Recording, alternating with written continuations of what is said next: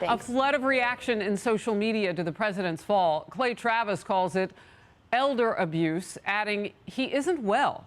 Rachel Campos Duffy says letting it get to this point is cruel and unpatriotic. Ari Fleischer, Fox News contributor, former White House press secretary, in focus now. Ari, there is no sugarcoating this. That was more than a bad look. Yeah, and it came right after a speech in which he couldn't even remember for the Air Force Academy what you call people who fly Air Force planes. They're called pilots. And he couldn't remember that word during his remarks. Look, the problem is this isn't going to be his last trip and fall. Now, he didn't faint, he tripped. But every time one of these things happens to an 80-year-old, it raises questions about his health. And I was watching it last night with my 19-year-old daughter, and she cringed when she saw it. You know, this is a problem he's got, not only with older voters who understand age and fragility, but especially with younger voters who just look at Joe Biden and say, he's not fit. I refuse to do anything other than call this a lie by the White House. I mean, we are being lied to now. We're being asked to defy what we see because he told us to watch him. That's how he said, judge what he does, watch him. We're asked to defy what we see and listen to them completely tell us that everything is okay. But you know, Harris, he still has the mainstream media in his corner. I pulled up the coverage from when the New York Times covered Donald Trump when he slowly walked down a ramp at West Point. Here was the story in the New York Times. Trump's halting walk down ramp raises new health questions. And the story was full of allegations that Donald Trump isn't healthy enough at 74 to be the president because he walked slowly down a ramp. Here's the New York Times coverage of Biden actually falling.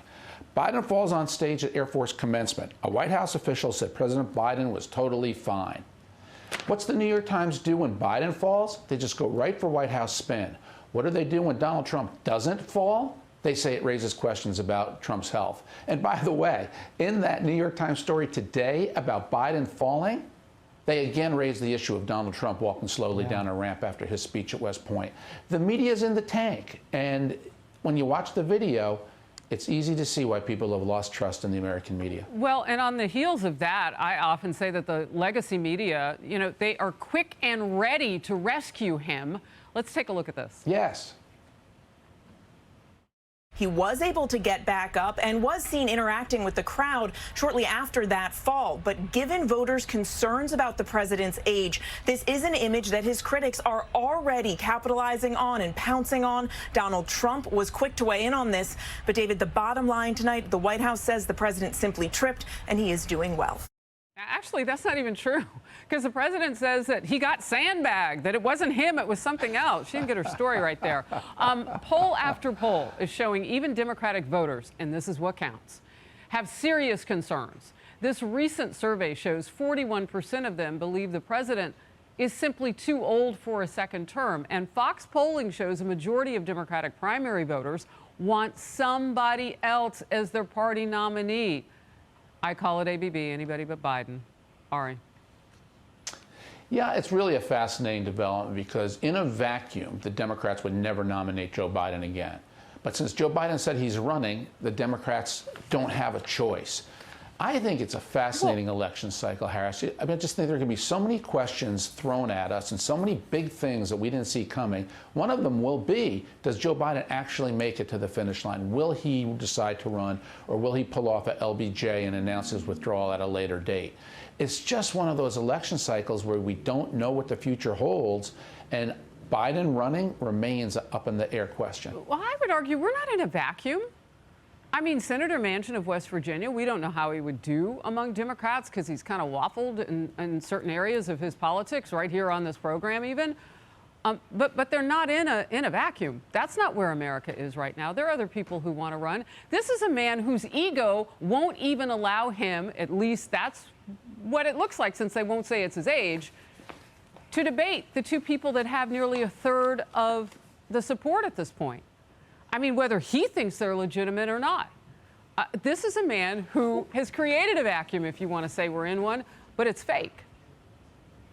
Look, if Joe Biden wasn't running, you'd have some 20 Democrats running. And that's the point I'm making. He's blocking out the major candidates. Yeah, now, the minor Heisman-like candidates who are running, RFK Jr., does indeed capture some excitement. and it's worth keeping an eye on. It may be a protest vote. It may be a New Hampshire real problem for Joe Biden, but you have to keep your eye on this. It's a measure of frustration the Democrats have because they don't have a legitimate choice. There's no real insurance policy inside the Democratic Party in case Joe Biden does trip, fall, and get hurt. He faints. He's just too old. He has an illness. These are all things that beset people who are 80, 81, 82, as Biden is about to be, 81 and 82. Two things there. No insurance policy. We don't have time to get into the insurance policy, which is called the vice president. I know you're not crazy about Kamala Harris. Walk before you run. This is an op-ed in the Washington Examiner. How Biden's tumble disqualifies him from the 2024 bid. It says it's genuinely sad to watch an 80-year-old fall like Biden did today. The video alone, absent political implications, should summon sympathy. All this becomes doubly true when it is someone like Biden who is consistently on the biggest stages in the world and is the single most powerful person in the world. To see the leader of the free world in such a fragile, vulnerable state is a hard pill to swallow. It is, which is why I don't want to joke about it. I don't think it's funny. I think the White House has to say something now, Ari. You've been in that role. Yeah. Well, they have said something. They're going to continue to say he's fine. And in fairness, I mean he tripped. Truth. He did trip over a sandbag. It wasn't as if he fainted, which would raise immediate issues of health. But the bigger point is it's such a reminder how frail he is, an 80-year-old. Yeah. It raises all the legitimate questions people have, including Hillary Clinton, about how's Joe Biden doing. I worry about his stamina just doing the job day to day without him tripping and falling. Well, we have someone standing by who would love to debate the president because he's running, and that's Robert F. Kennedy, Jr. So we'll have him coming up. Ari, always a pleasure to start the program off with you. Thank you.